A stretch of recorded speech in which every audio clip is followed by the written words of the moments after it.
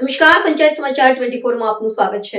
દાહોદ જિલ્લાના સંજેલી તાલુકાના 6 કરોડ 72 લાખના વિવિધ નવીન કામોનું ખાતમુહૂર્ત કરતા કૃષિ અને ખેડૂત કલ્યાણ સહકાર અને પશુપાલન રાજ્યમંત્રી રમેશભાઈ કટારા। રાજ્યકક્ષાના કૃષિ મંત્રી અને ખેડૂત કલ્યાણ સહકાર અને પશુપાલન રાજ્યમંત્રી શ્રી રમેશભાઈ કટારાના અધ્યક્ષસ્થાને સંજેલી તાલુકાની ખેડાવર ગિરોલા પ્રાથમિક શાળા, ભામણ પ્રાથમિક શાળા, પ્રતાપપુરા પ્રાથમિક શાળા, થાળા અને સરોરી પ્રાથમિક શાળા, લાઇબ્રેરી, સીસી રોડ તેમજ સ્લેબ ડ્રેન સહિત 6 કરોડ 72 લાખના વિવિધ નવીન કામોનું ખાતમુહૂર્ત કરવાનું આયોજન કરવામાં આવ્યું હતું। આ પ્રસંગે રાજ્યમંત્રી રમેશભાઈ કટારાએ કહ્યું હતું કે તત્કાલીન મુખ્યમંત્રી અને હાલના વડાપ્રધાન નરેન્દ્રભાઈ મોદીએ ગુજરાતના વિકાસ માટે એક નવી દિશા આપી છે અને આજે રાજ્યભરમાં શિક્ષણને વધુ પ્રાધાન્ય આપીને ગુજરાતના છેવાડાના ગામડાઓ સુધી શિક્ષણ માટે નંદઘરથી લઈને અદ્યતન શાળાઓ બનાવવામાં આવી રહી છે। ત્યારે શાળાઓની સાથે સાથે બાળકોને ઐતિહાસિક, સાંસ્કૃતિક અને વૈજ્ઞાનિક સાથે જ્ઞાનરૂપી પુસ્તકોનો ભંડાર વિદ્યાર્થીઓની સામે રાખવા માટે શાળાઓમાં ગ્રંથાલય બનાવવાનું કામ ગુજરાત સરકાર દ્વારા કરવામાં આવી રહ્યું છે, જે અંતર્ગત આજે સંજેલી તાલુકાની વિવિધ શાળાઓમાં ગ્રંથાલયના મકાનનું ખાતમુહૂર્ત કરવામાં આવ્યું હતું।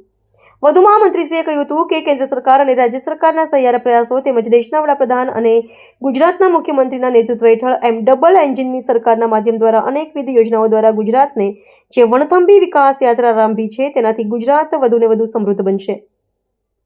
દાહોદ જિલ્લામાં પણ ભવિષ્યની જરૂરિયાતોને ધ્યાને લઈ રાજ્ય સરકારે વિકાસ કામો શરૂ કર્યા છે। નાગરિકોને પૂરતી સુવિધા મળી રહે તે માટે આયોજનબદ્ધ વિકાસની દિશામાં રાજ્યના મુખ્યમંત્રી ભૂપેન્દ્રભાઈ પટેલની આગેવાનીમાં અનેક પગલાઓ લેવામાં આવી રહ્યા છે।